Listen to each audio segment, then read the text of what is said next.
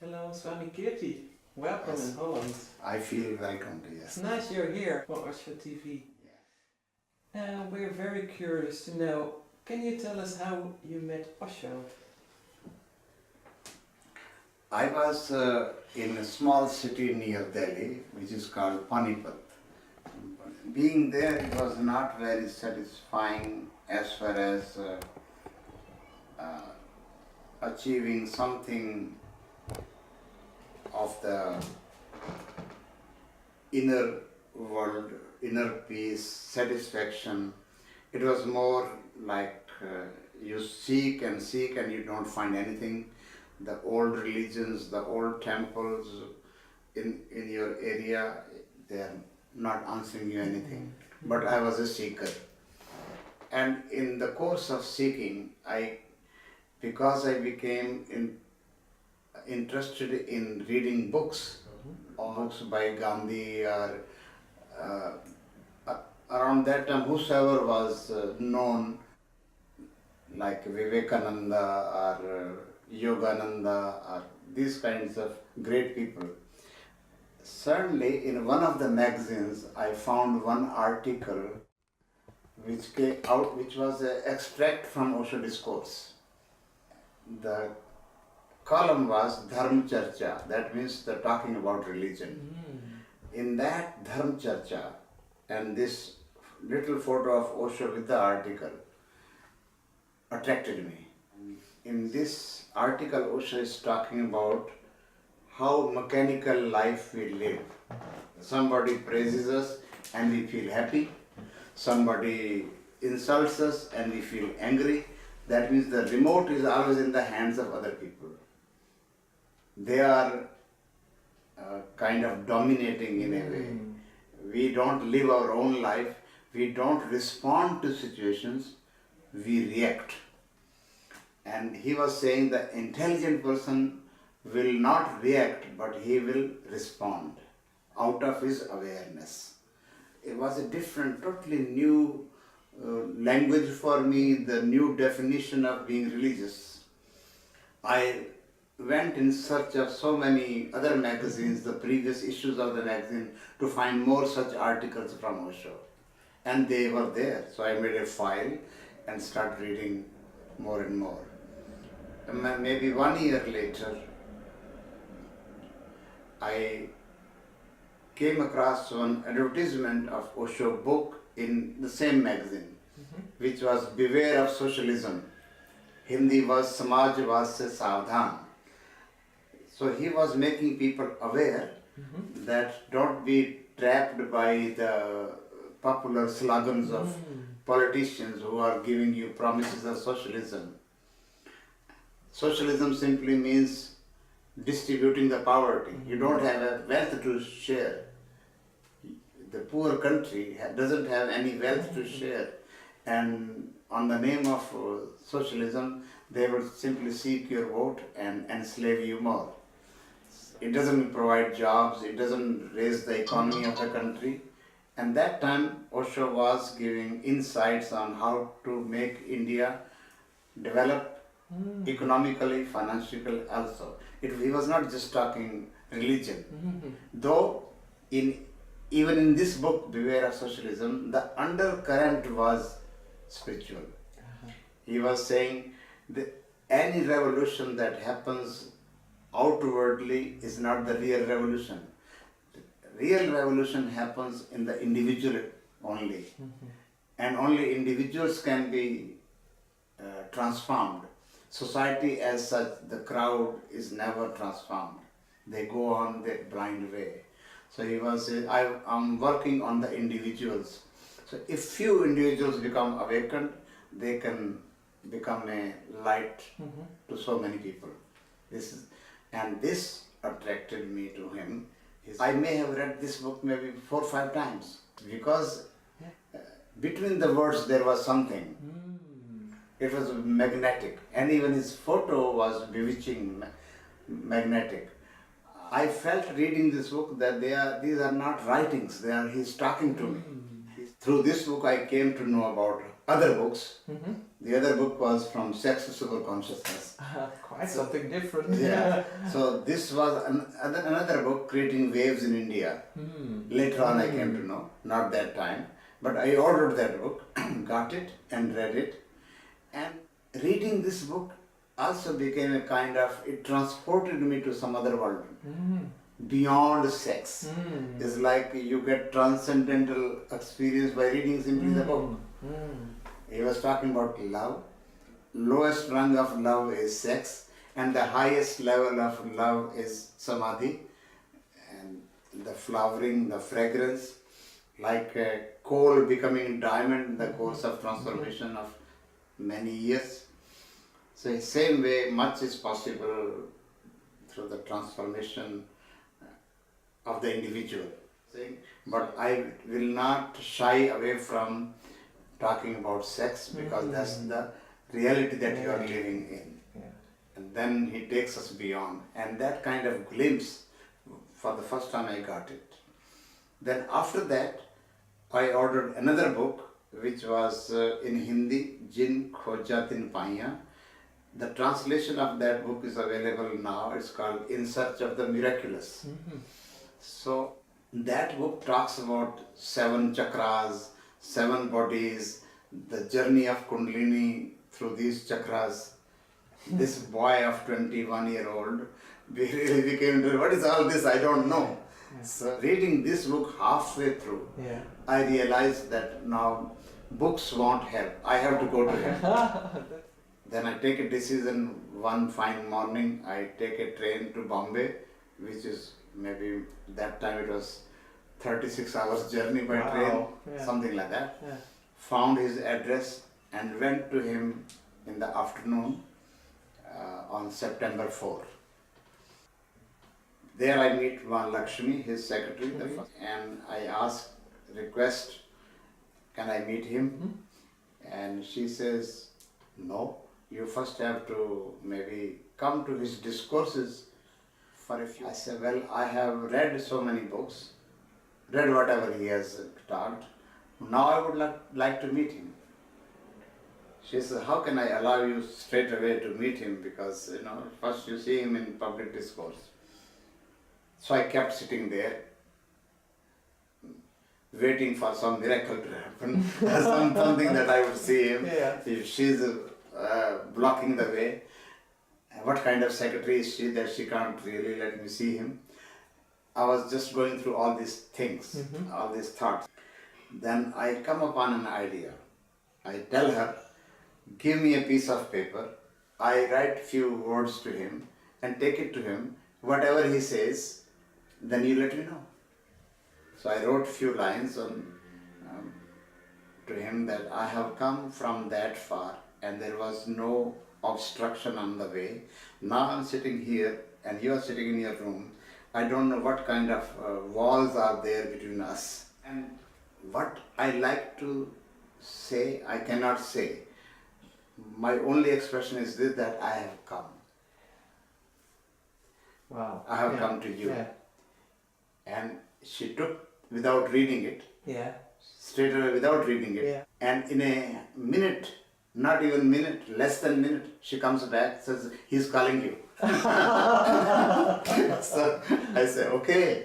Now she doesn't even take me to him, where he's sitting. He says, that's the room, go and meet him. Then now I'm really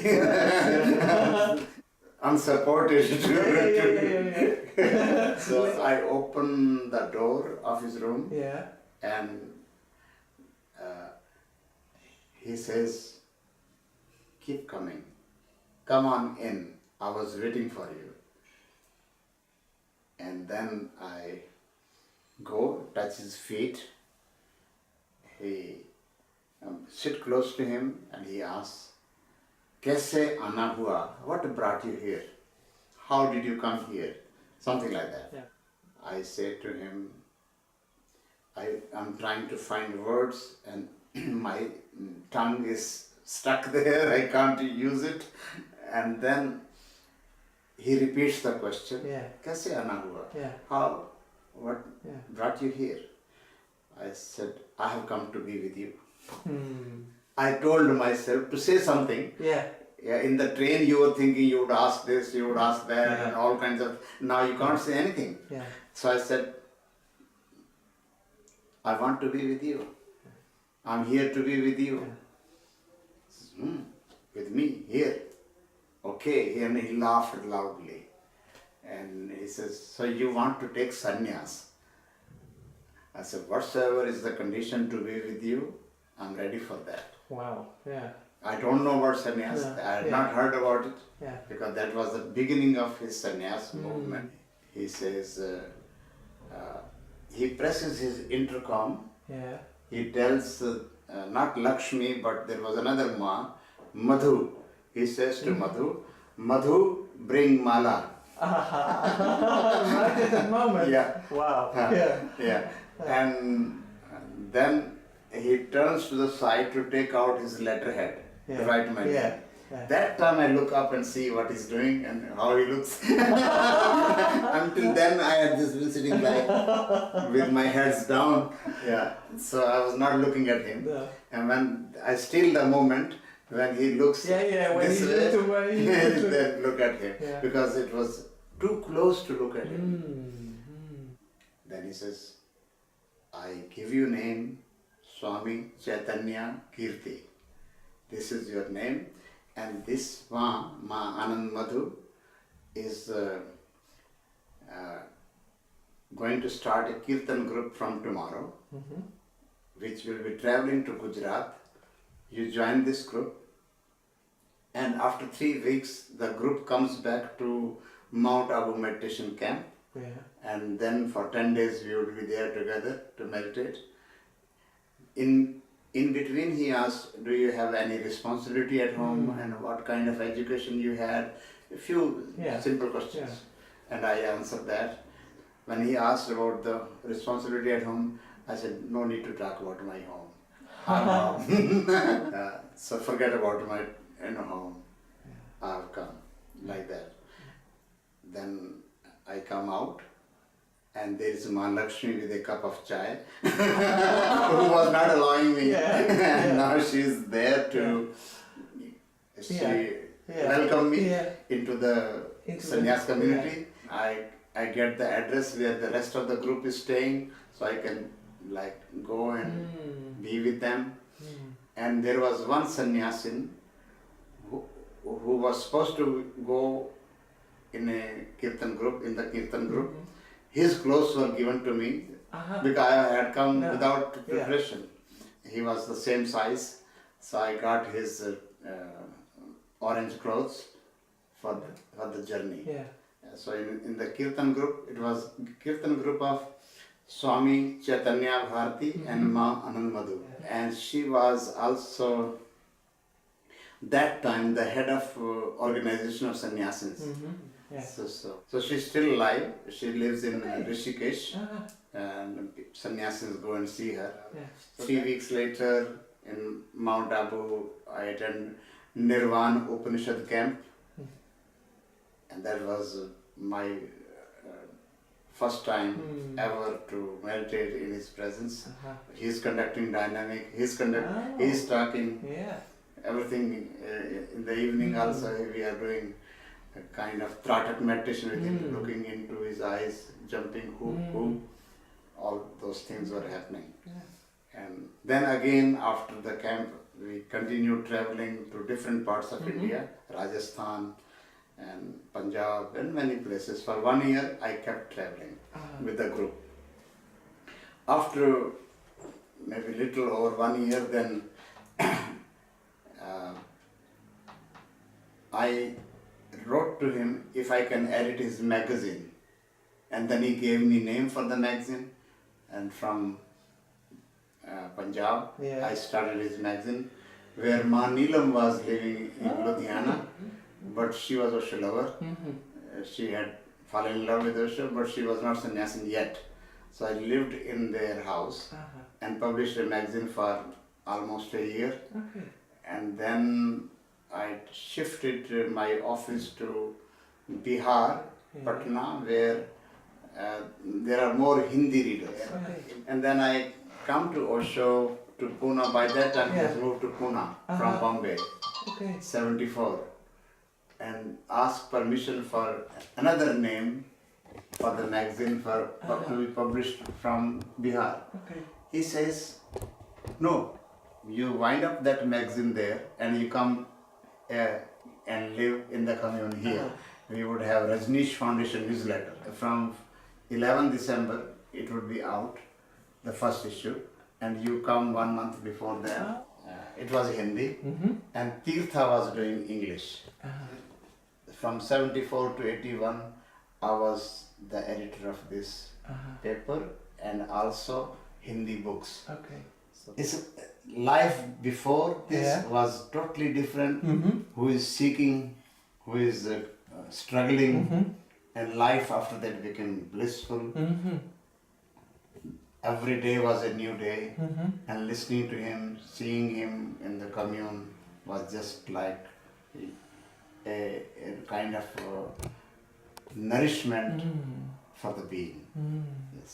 Yes. I often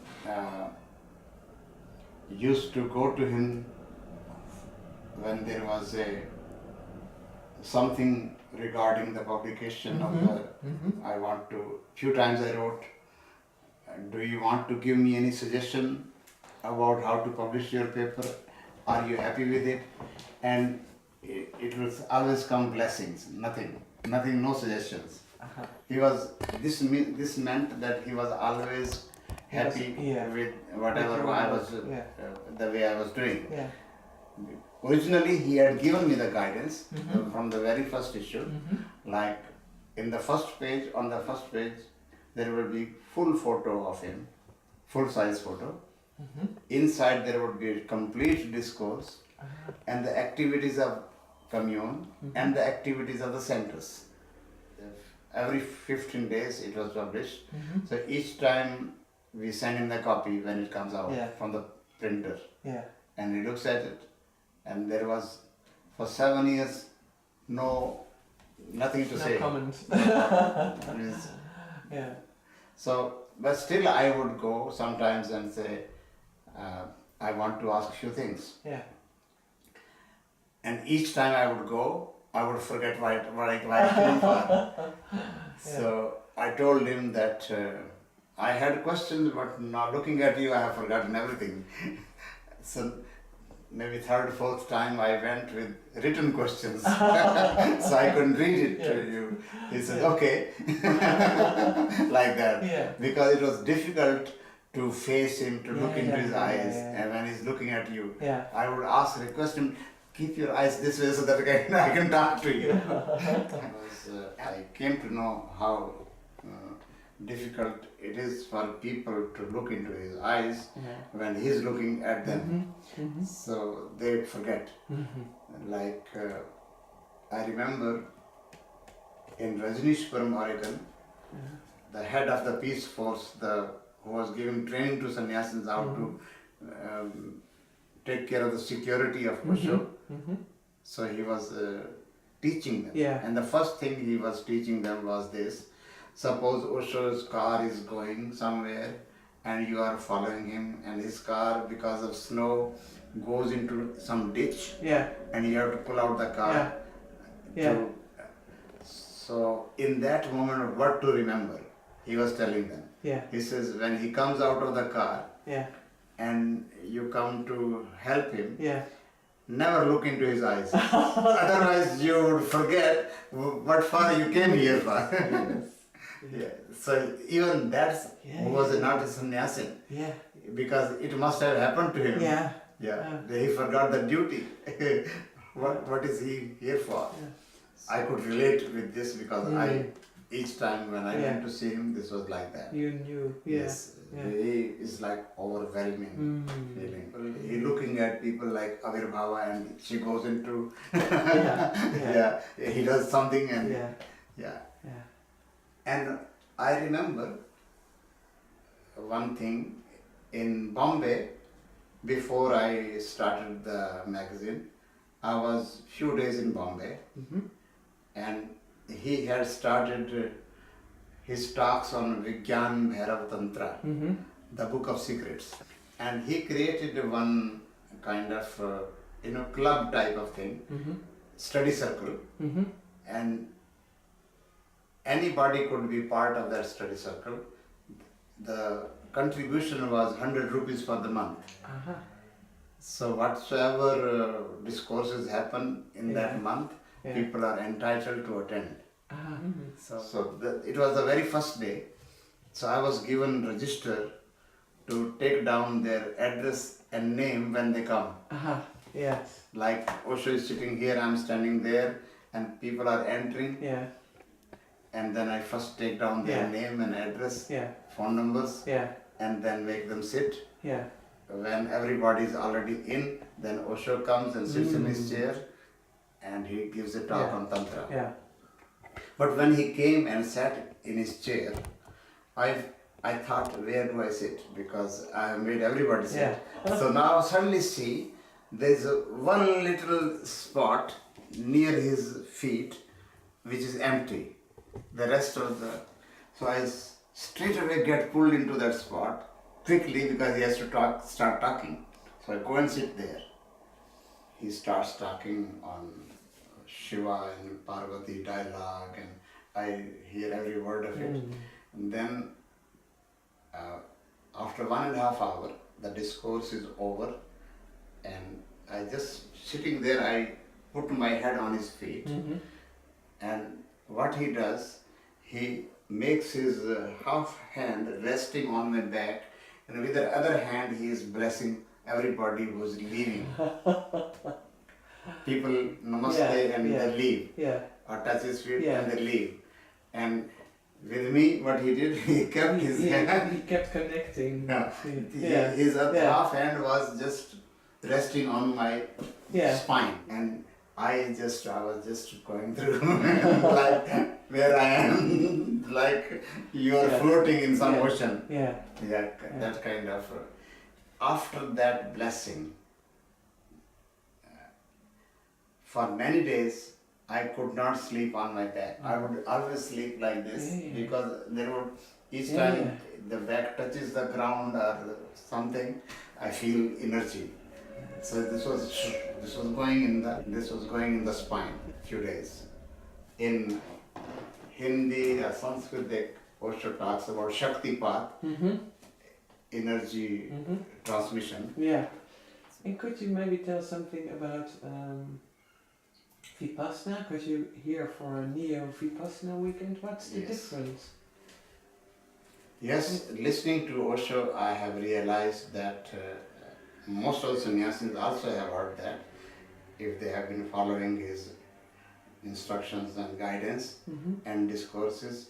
He says vipassana itself is very dry, and it can, if you are not ready for it yet, then you have to be made ready to enter vipassana. And it should be a natural entry. It should not be a forced one, imposed one. Sitting 8 hours, 5 hours in traditional vipassana can make you go crazy, go mad. And some people have gone to have become mental case.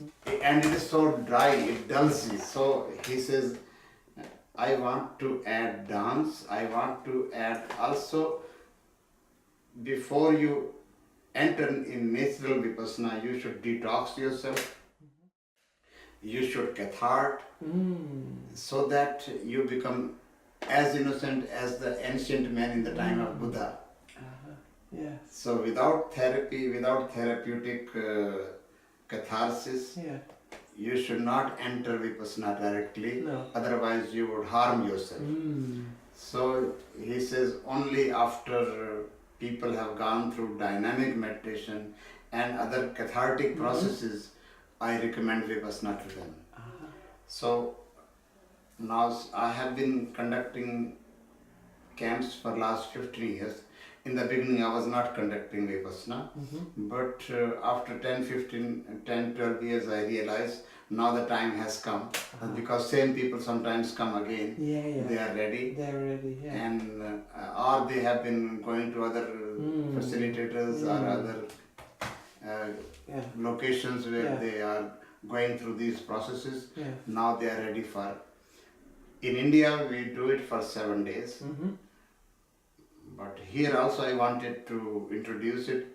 To begin with, I'm introducing for only weekends. Yeah. So that it is a taster. Yes. It becomes a taste. Yeah. And could you tell something? You're in Holland now. What's your connection with this country? When Osho went to USA, Mm-hmm.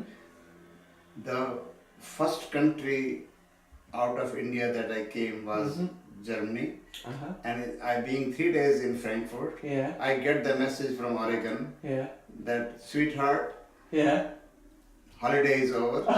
You come to Holland and somebody from Holland will take me to Oregon. Uh-huh. And that's what happened. Okay. It was Garimo Uh-huh. who took me Nice. from Holland Yeah. to Los Angeles, and Yes. Los Angeles to Portland, and Yeah. in Portland we are picked up by our own plane Uh-huh. to go to just 2 months before Osho's birthday in 81. It was just the beginning of the ranch. I feel this country is a fun-loving country. I remember first time when I was in Holland, a small child, maybe 7, 8 years old, Yeah. looks at me in the street, and Yeah. looking at me, he may have realized that I don't know how to find my address. Uh-huh. He comes and talks in English to me. Can I help you? Where do you want to go? Yeah. That's such a friendly country. Yeah. Yeah, that gave me a good feeling. Okay. That got registered in my psyche. Nice. They're friendly people. Yeah. Yeah. So with a little luck, Yeah. you might come back next year to do a 7 days. Yes, vipassana. yes, yeah. Neo. I would be delighted. Yeah. Yes, Yeah. yes. Maybe also say something about Oshodham. Yes. Yeah. Oshodham is a place now spread in 20 acres. Mm-hmm. A very natural place. Mm-hmm. Green, Mm. open, Mm-hmm. open Buddha hall, Mm-hmm. and so you get unpolluted atmosphere in the open fields Mm-hmm. and spread out, Mm-hmm.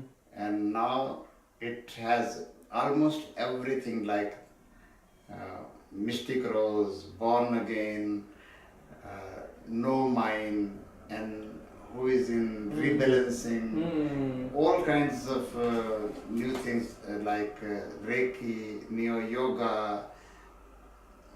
So it has diversified activities, Mm-hmm.